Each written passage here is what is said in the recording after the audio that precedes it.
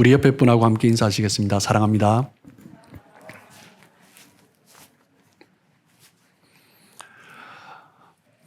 욥바에 있던 베드로가 무두장이 시몬의 집에 머물고 있던 베드로가 가이사라로 와서 욥바에서 가이사라까지는 한 50km 정도 되죠. 가이사라까지 와서 이제 고넬료를 만나게 됩니다. 베드로는 유대인이 이방인과 가까이 하는 것은 위법한 것이다. 율법을 어기는 것이다. 라고 말을 하면서 하나님께서 욥바에서 환상을 보여주셔서 아무것도 하나님이 깨끗하다 하신 것을 속되도 하지 말라라고 말씀하셨기 때문에 이곳에 오게 되었다라고 말을 합니다. 그리고 고넬료는 기도하는 중에 하나님께서 욥바에 있는 베드로에게 사람을 보내어 오기를 청하라 해서 모셨다라고 이야기하죠. 그렇게 서로가 잠깐 대화를 나눈 이후에 오늘 우리가 함께 읽은 본문 사도행전 10장 34절에서 43절까지 베드로의 설교가 시작됩니다. 베드로는 무슨 설교를 한 것일까요? 먼저 34절에 보시면 34절을 같이 읽겠습니다. 자, 시작. 베드로가 입을 열어 말하되 내가 참으로 하나님은 사람의 외모를 보지 아니하시고. 베드로의 설교죠. 이방인을 향한 베드로의 첫 설교입니다. 그 설교를 하면서 먼저 말을 하기를 하나님은 외모를 보지 아니하신다라고 이야기합니다. 즉 그 이야기는 무엇이에요? 유대인이냐 이방인이냐 그것을 보지 아니하신다라는 거죠. 내가 율법을 지켰는가 지키지 않았는가 그것은 하나님 앞에 중요하지 않다라는 거죠. 무엇 때문에 베드로가 이 이야기를 먼저 했을까요? 당시에 유대인들은 율법주의적인 사고에 매여 있었죠.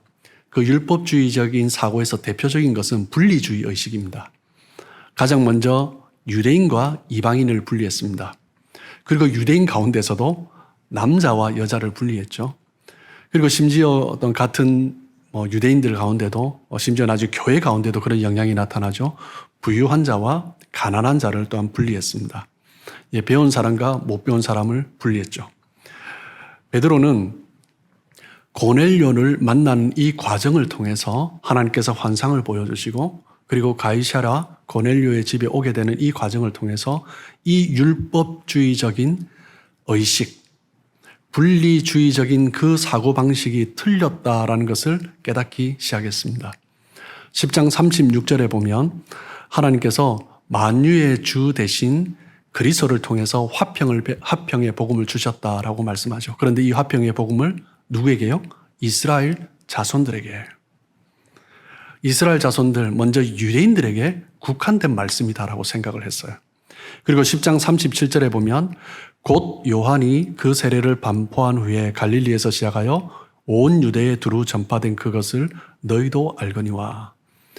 베드로가 가지고 있었던 의식, 그리고 이방인들이 유대인들을 향해서 가지고 있었던 의식, 그것은 무엇입니까? 하나님의 복음은 유대인들에게만, 그리고 유대 땅에만 선포되는 말씀이다라는 거죠.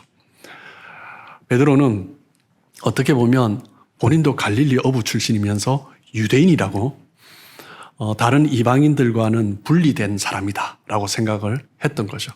어떻게 보면 엘리트적인 그런 의식을 가지고 있었습니다. 유대인이라는 것만으로도요. 그런 선민의식, 그런 독선적인 사고방식에 빠져 있었던 거죠. 예수님께서 부활하신 이후에 40일 동안 하나님의 나라의 복음에 대해서 가르쳐 주셨음에도 불구하고 베드로는 여전히 이스라엘 나라, 유대 나라, 유대 민족 그것만 생각했었던 것입니다. 그런데 욥바에서 무두장이 집 시몬에서 하나님께서 보여주신 환상을 보고 가이사라 고넬료 집에까지 오는 과정 가운데 이 복음이 유대인에게만 국한된 것이 아니라 모든 사람들에게 열려있다라는 것을 깨달아가기 시작하는 거죠. 10장 43절에 보시면 그에 대하여 모든 선지자도 정언하되 그를 믿는 사람들이 다 그의 이름을 힘입어 죄사함을 받는다 하였느니라. 모든 선지자, 누구의 구약에 있던 선지자죠. 즉 구약의 말씀이에요. 그 구약의 말씀 예전에도 알았던 말씀입니다.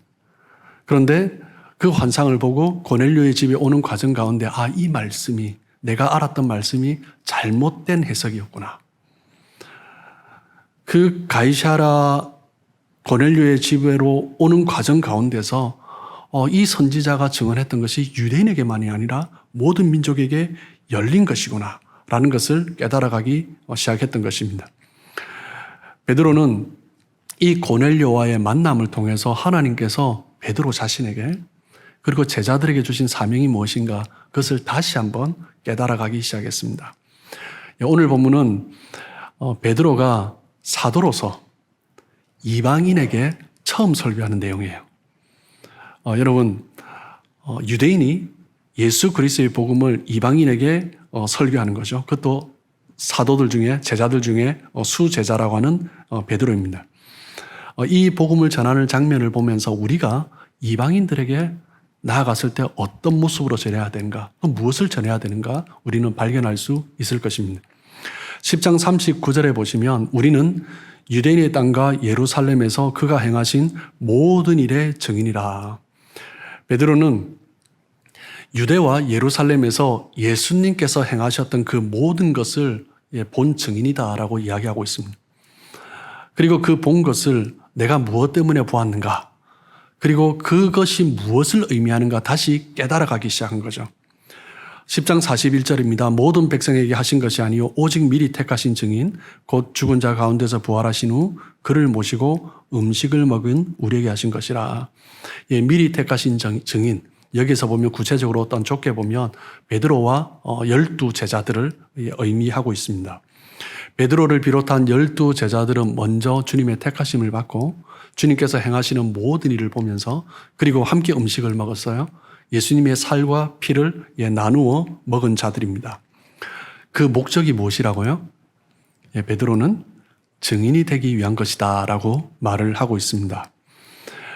베드로를 통해서 우리가 볼 수 있듯이 복음이 무엇인지 깨달은 사람, 예수 그리스도께서 행하신 것을 경험한 사람은 그것이 무엇을 위한 것인가 그것을 깨달아가기 시작하는 것입니다.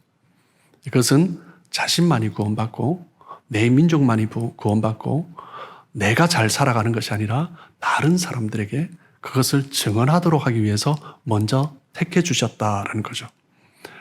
그렇기 때문에 복음을 깨달은 사람의 특징은 뭐예요? 증인의 삶을 살아가는 것입니다.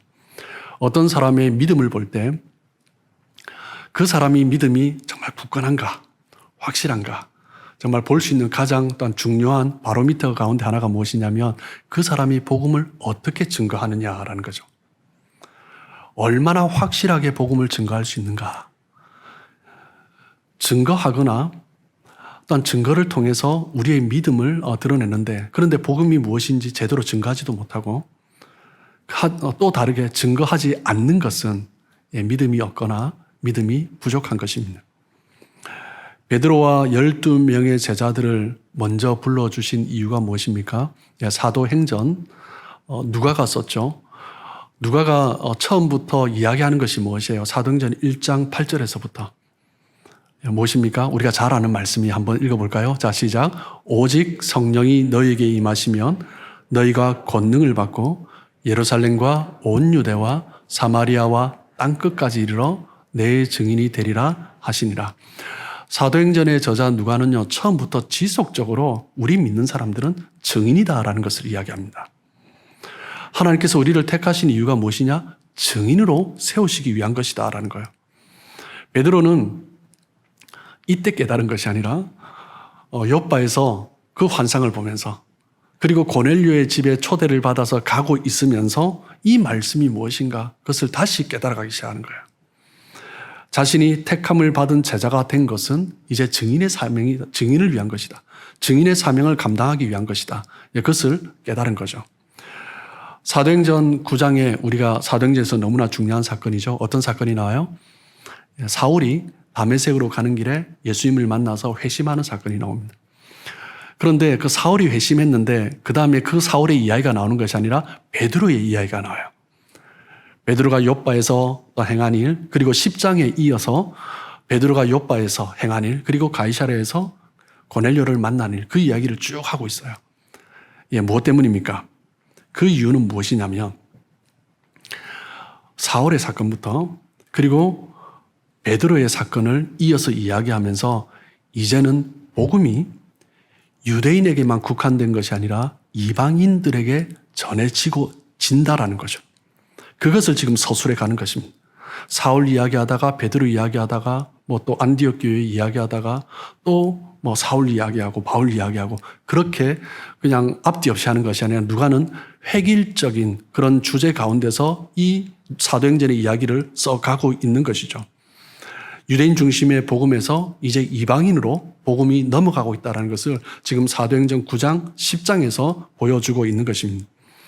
베드로는 유대인을 위한 예수님의 증인이라고 생각을 했는데 이제는 그 환상 가운데 고넬료와의 만남을 통해서 이방인을 위한, 유대인을 넘어 이방인을 위한 복음의 증인으로 세워졌다라는 것을 깨닫기 시작한 것입니다.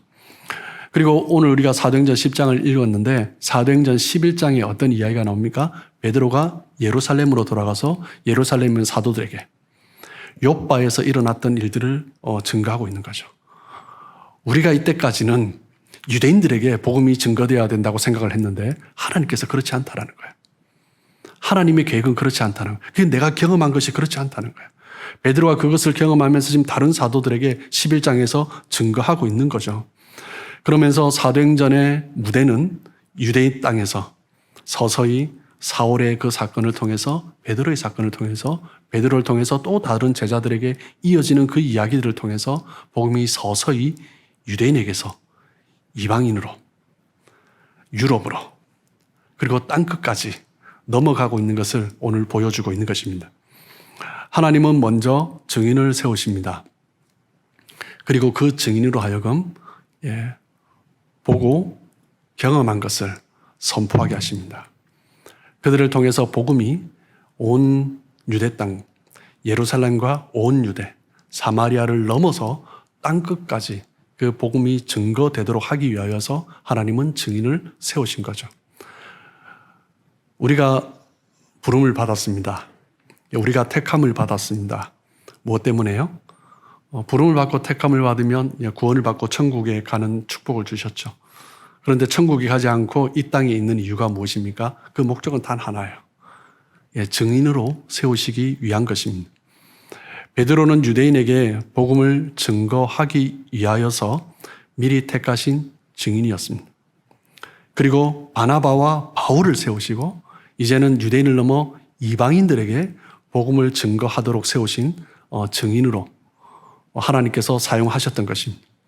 그리고 우리 한국 땅에 수많은 선교사들이 이 한국 땅을 밟았습니다. 복음의 증인으로요. 언더우드와 아펜젤러 선교사님이 한국 땅에 들어가심으로 그 땅 가운데 복음이 증거되어지고 우리가 여기까지 있습니다. 그리고 우리가 캐나다 선교사님들도 정말 많은 선교사님들이 있습니다. 1888년이죠. 제임스 게일 선교사님이 한국 땅에 첫 발을 내딛었어요. 캐나다인으로. 그리고 그 2년 후에 1890년 로버트 하디 선교사가 1890년 6월 달에 토론토 의과대학을 졸업을 하고 그해 9월 달에 한국 땅에 또한 들어갔습니다. 1880년대부터 1940년대까지 약 50년간 캐나다 땅에서 한국 땅으로 약 200명의 선교사가 들어갔습니다. 얼마나 감사한지 모르죠. 복음의 증인으로 쓰임받았기 때문에 정말 그 당시에는 정말 암흑의 땅, 정말 누가 알아주지도 못하는 이 캐나다 땅에서 지금도 한국에서 캐나다 오는 게 쉽지 않은데 정말 그 당시에 그분들이 그렇게 들어간 거죠. 하나님은 우리를 복음의 증인으로 세워주셨습니다. 누구를 위한 증인인가? 먼저 혹시 주변에 믿지 않는 가족이 있다면 하나님은 우리를 또한 믿지 않는 가족에게 복음을 증거하는 증인으로 우리를 세워주신 거죠. 그리고 주변에 믿지 않는 사람들이 있다면 그 사람들을 위해서, 여러분 직장 가운데 그런 사람이 있다면 그런 사람을 위해서, 우리가 일단 토론토 땅에 살고 있는 이유는 이 땅에 정말 수많은 사람들이 이 토론토 지역은 다민족 지역이잖아요. 정말 전 세계에서 제가 듣기로는 50%가 넘는 사람들이 다민족으로 구성된 그런 곳이 바로 토론토 땅입니다. 정말 이 토론토 땅에 정말 몇 안 되는 한인들끼리가 아니라 정말 이곳에 있는 다민족을 향해서 우리가 나아갈 분명한 이유가 있는 거죠. 하나님께서 나를 이곳에 부르신 것은, 또 빌라델비아 교회를 이곳에 세우신 것은 무엇 때문에요? 증인으로 세우시기 위한 것이다라는 거죠. 베드로는 먼저 고넬료와 그 집에 모인 이방인들을 향해서 하나님은 외모로 보지 아니하신다, 이 이야기를 하면서 유대인과 이방인 사이에 있는 그 담을 내려놓게 한 거죠. 이 복음이 유대인에게만 아니라 너희들에게도, 이방인들에게도 열려있는 것이다, 그 이야기를 하면서 그 고넬료 집에 모여있는 그 사람들을 향해서 그 마음을 열어주었던 거죠. 우리는 오늘 본문의 말씀을 통해서 우리가 믿지 않는 사람들에게 복음을 증거할 때 어떤 자세로 증거해야 되는가, 그리고 어떤 것을 증거해야 되는가라는 것을 발견할 수 있습니다. 그러면 미리 받은 증인으로서 우리 사도 바울이 어떤 복음의 내용을 증거했는가 또 함께 봤으면 좋겠습니다. 첫 번째는 무엇이냐면 10장 36절에 있습니다. 우리 같이 한번 읽겠습니다. 시작. 만유의 주 되신 예수 그리스도로 말미암아 화평의 복음을 전하사 이스라엘 자손들에게 보내신 말씀. 하나님께서 예수 그리스도를 이 땅에 보내신 목적이 무엇이에요? 하나님과 인간 사이를 화목하게 하시기 위한 것이다라는 거예요. 그것이 바로 화평의 복음이죠. 예수님은 이 땅에서 그 깨어진 관계를 회복하기 위하여서, 하나님과 인간의 그 관계를 회복하기 위하여서 오신 것입니다. 원래 하나님은 인간과 화목하기 위해서, 교제하기 위해서 창조하셨어요. 창세기 말씀에 보면 하나님은 각기 그 종류대로, 그 모양대로 창조하셨습니다. 사자는 어떤 모양대로요? 사자의 모양대로. 곰은 곰의 모양대로. 말은 말의 모양대로. 근데 사람은 무슨 모양대로 창조하셨어요? 사람의 모양이 아니라 하나님의 형상으로 창조하셨어요. 너무나 다른 거죠. 인간만이 인간같이 창조한 게 아니라 하나님처럼 창조하셨다라고 말씀하세요. 무엇 때문에요? 하나님과의 교제가 가장 중요한 것이거든. 하나님과의 교제를 위해서 하나님이 인간을 만드신 것입니다. 그런데 하나님은 그 인간과 교제하기를 기뻐하셨는데 인간이 죄 가운데 속아간 거예요. 그래서 그 하나님과의 관계가 깨어졌습니다. 하나님과의 관계가 파괴되고 끔찍한 결과를 맞이하게 됩니다. 그 가운데 있는 것이 무엇입니까? 평강을 잃어버린 거죠. 평화를 잃어버린 것입니다. 하나님과의 관계가 깨어지니 그 마음에 평화가 없는 거죠. 두려움과 불안 속에서 살아가는 것입니다. 이런 인간을 구원하기 위해서 하나님께서 예수님을 보내주신 것입니다. 그 화평의 복음, 예수님을 믿기만 하면 하나님과의 관계 속에서 우리는 회복이 되고 하나님이 주시는 그 화평을 누리면서 우리의 삶 가운데 주시는 그 기쁨을 누리며 살아갈 수 있는 것입니다. 관계가 참 중요합니다. 많은 사람들이 또 다른 어떤 사람들과의 관계를 회복하기 위해서 어떤 노력을 하며 수고를 하며 어떤 살아갑니다. 사람들과의 관계 회복을 위해서 열심히 노력하는 것 전혀 소득이 없는 것이 아니에요. 그런데 대부분의 시도, 노력을 보면 지엽적이고 일시적인 것들이 참 많습니다. 다른 사람들과의 관계도 마찬가지로 다른 사람과의 관계를 회복하는데 가장 중요한 것은 무엇이냐면 하나님과의 관계를 회복하는 것입니다. 우리 인간이 그렇게 지어졌기 때문이죠. 하나님과의 관계를 회복할 때 다른 사람과의 관계도 회복되는 것입니다. 우리 인간은 원래 그 마음의 평강이 하나님과의 관계 속에서 오는 거예요. 하나님과의 관계 속에서 그 평강이 없으면 다른 사람과의 관계를 아무리 노력을 하면서 가도 그게 잘 되지가 않는 거예요.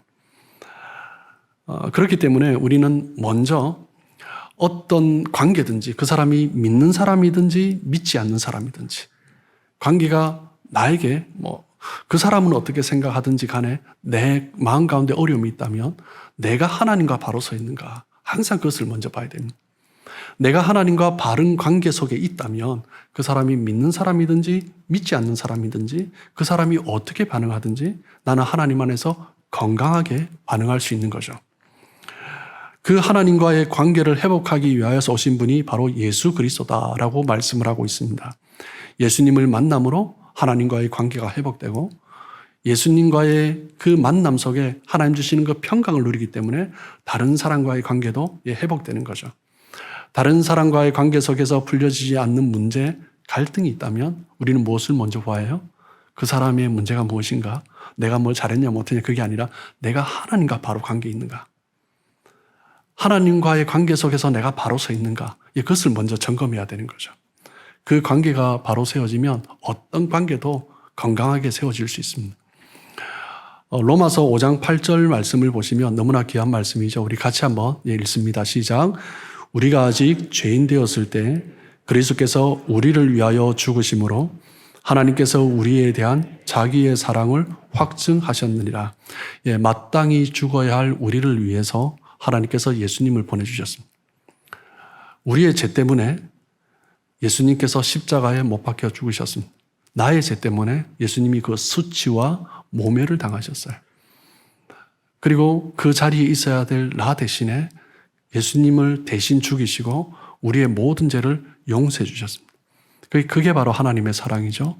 그 하나님의 사랑을 경험하면 하나님과의 관계가 회복되는 것입니다. 하나님의 사랑을 경험한 사람은 그 사랑을 나누어 줄 수 있어요.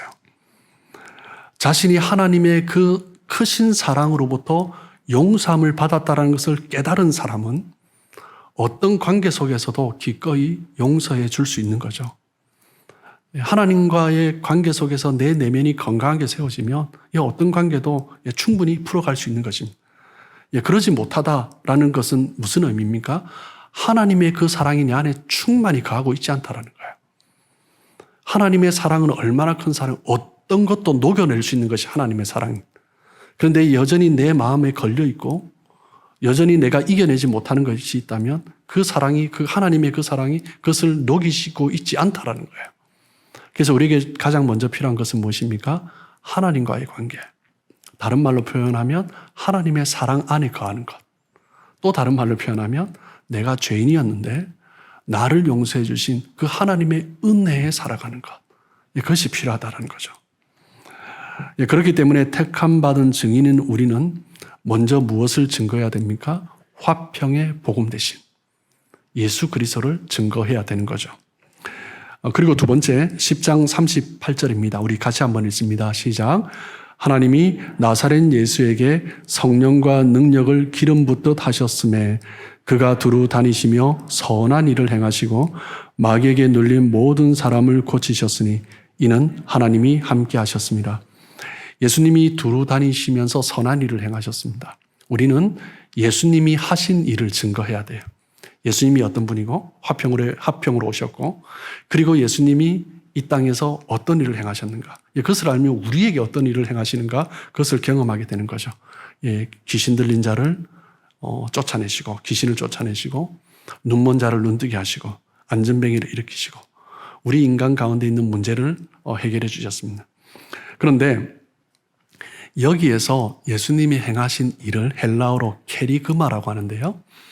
이 케리그마의 의미는 일이라는 의미도 있지만 선포라는 의미가 있어요. 그래서 이 한글 성경만 보고 일을 하셨다라고 생각하는데 그 일이 아니라 선포하신 거예요. 무슨 선포입니까? 하나님의 권위로 말씀을 선포하신 것입니다. 하나님이 함께 하셨기 때문에 하나님의 능력을 드러내는 거예요.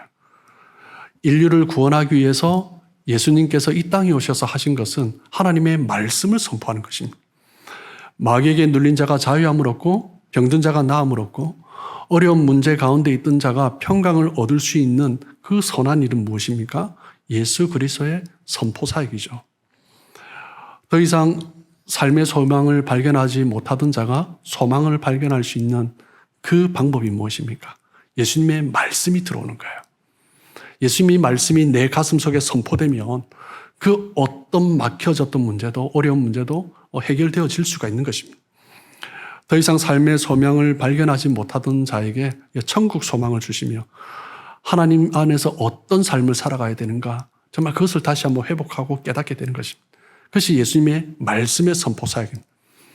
예수님의 화평의 복음은 무엇을 통해서 드러납니까? 말씀을 통해서 드러나는 것입니다. 하나님과의 화평, 하나님의 말씀의 선포죠.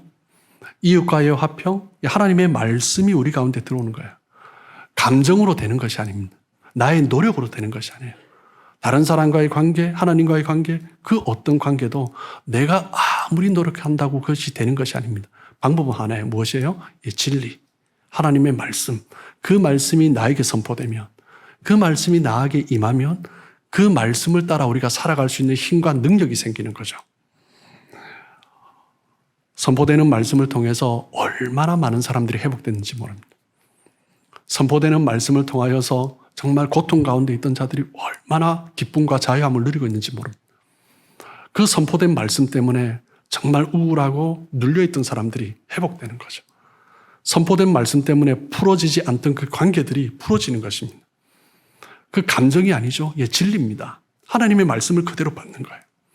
그 말씀 때문에 어느 날 그렇게 풀려지지 않던 부부 관계가 하나님의 말씀이 나에게 빛처럼 임하니 그 다음부터 그 모든 관계들이 풀려지는 것입니다. 예수 믿는 자는 예수님의 말씀을 통해서 예수님께서 선한 일을 이루어 가십니다. 그 말씀이 임하셔서 일어났던 일들, 그것을 증거하는 거예요. 예수님이 이 땅에 오셔서 말씀을 선포하셨을 때 일어났던 일들을 증거하는 거예요. 우리가 다른 사람들에게 예수 그리스도의 복음을 증거한다는 건 뭐예요? 이런 어려운 문제들이 있었는데, 이런 고통의 문제가 있었는데, 내가 풀지 못한 문제가 있었는데 예수님이 말씀하시기 때문에 그 말씀이 임하니 그 모든 문제가 풀렸노라고. 관계 가운데 어려움이 있는 자가 있다면 말씀으로 얘기해 주는 거예요.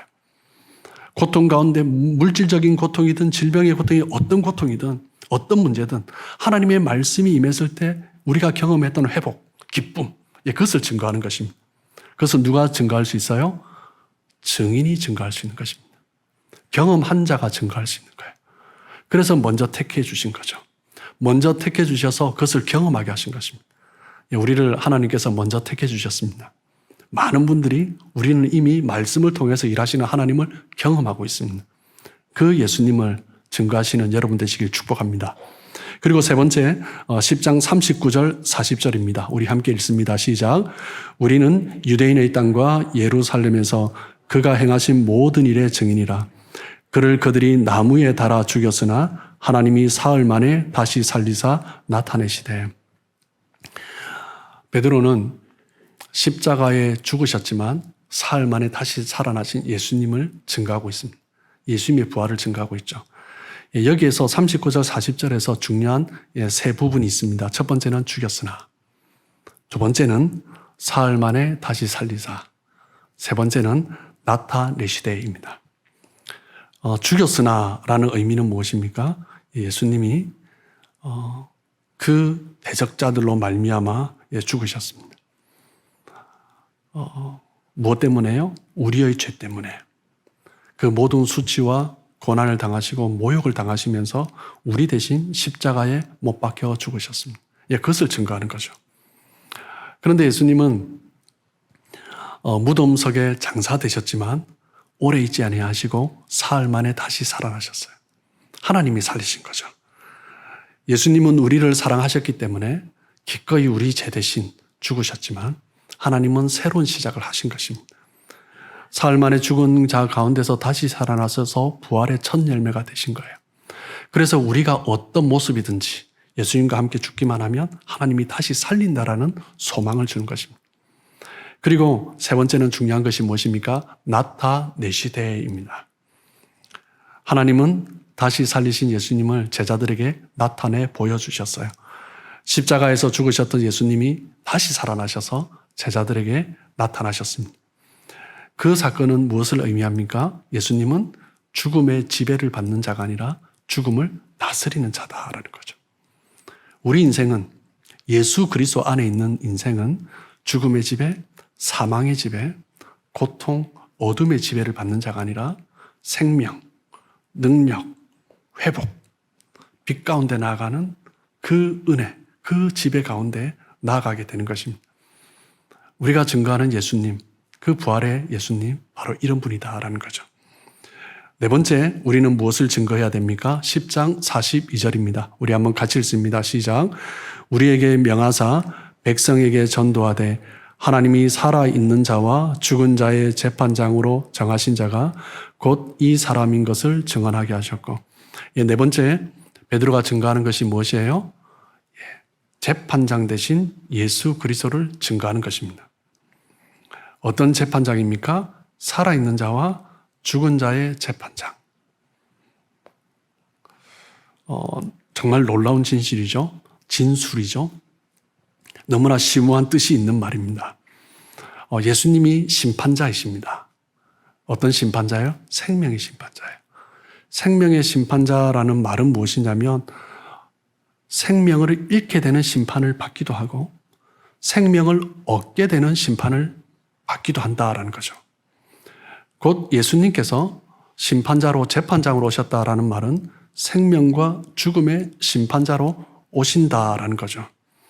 우리 예수 믿는 사람은 어떤 심판을 기다립니까? 생명의 심판을 기다립니다. 곧 예수님이 오시면 구분하세요. 무엇을 구분하세요? 알곡과 가라지를 구분하십니다. 양과 염소를 구분하십니다. 그때가 되면 예수님께서는 우리 예수를 믿는 사람들, 그 사람들을 생명으로 이끌어 가십니다. 생명을 얻는다라는 말은 무슨 뜻입니까? 영원한 생명을 얻는다는 뜻이죠. 일단 심플하지만, 익숙하지만, 어떻게 보면 좀 관념적이기도 한 그런 말입니다. 그래서인지 베드로는 43절에 생명을 얻는다라는 뜻이 무엇인지 다시 한번 풀어서 설명을 하고 있어요. 우리 43절 같이 한번 읽습니다. 시작. 그에 대하여 모든 선지자도 증언하되 그를 믿는 사람들이 다 그의 이름을 힘입어 죄사함을 받는다 하였느니라. 생명을 얻는다라는 뜻은 무엇이에요? 죄사함을 받는 것입니다. 생명이 파괴된 이유는 무엇 때문입니까? 죄 때문이죠. 죄가 생명을 파괴하는 것입니다. 죄가 생명력을 잃게 만드는 거죠. 그 죄의 힘, 그 죄사함, 그 죄가 우리를 다스리지 못하도록 그 죄사함을 받게 된다라는 거죠. 그것이 바로 생명을 주신다라는 거죠. 죄 용서함을 받지 못하면 생명을 얻지 못하기 때문입니다. 죄 용서가 곧 생명을 얻는 길이죠. 그래서 우리는 예수님을 증거함으로 말미암아 생명을 얻도록 우리가 죄사함을 받았다라고 증거하는 것입니다. 여러분, 우리가 택함을 받은 이유는, 우리가 먼저 택함을 받고 이 자리에 있는 이유는 무엇이라고요? 사도행전의 말씀은 명확하게 이야기하고 있습니다. 증인이 되기 위한 것이다 라고 말씀하세요. 그렇다면 우리는 무엇을 증거합니까? 첫 번째는 화평의 복음. 하나님과의 관계 속에서 화평하고, 그리고 이웃과의 관계 속에서 화평하고. 복음의 내용이죠. 예수님은 두 가지로 정리하세요. 하나님 사랑, 이웃 사랑. 그것이 복음입니다. 그것이 바로 화평의 복음인 거죠. 누가 증거해요? 경험한 사람이. 두 번째는 예수님이 선한 일을 행하기 위해 오셨다라는 거예요. 그 예수님을 증거하는 거죠. 그 선한 일이 무엇이라고요? 말씀이 선포되었을 때 나타나는 일들. 누가 증거할 수 있어요? 말씀 가운데 그것을 경험한 사람이 증거해요. 말씀을 지식적으로 아는 사람이 아니라 말씀 때문에 변화를 경험한 사람, 말씀 때문에 화평을 경험한 사람, 그 사람이 증거할 수 있는 것입니다. 그리고 세 번째는 무엇을 증거합니까? 부활의 예수님을 증거합니다. 그 의미는 무엇입니까? 사망 권세를 이기신 예수님, 그것을 증거하는 거죠. 누군가의 삶 가운데 사망이 드리워졌다면, 어둠이 들어오셨다면, 고통 가운데 있다면 그 부활의 예수님을 증거하는 것입니다. 그리고 마지막 네 번째는 어떤 예수님요? 심판자 되신 예수님. 어떤 심판자? 생명의 심판자. 우리에게 생명을 주기로 판결하시는 그 예수님을 증거하는 것입니다.